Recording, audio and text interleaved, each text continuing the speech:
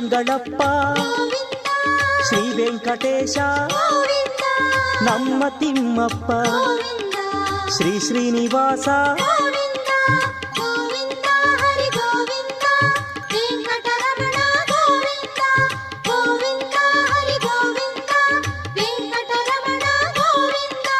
ವೆಂಕಟನಾಥನೇ ವೇದ ವೇದ್ಯನೇ ನಿತ್ಯವು ನೀನೇ ಸತ್ಯವು ನೀನೇ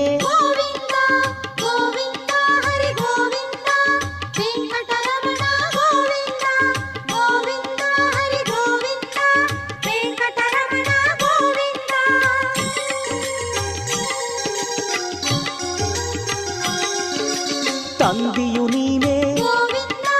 ತಾಯಿ ನೀನೇ ಶ್ರೀ ಗುರು ನೀನೇ ದೇವರು ನೀನೇ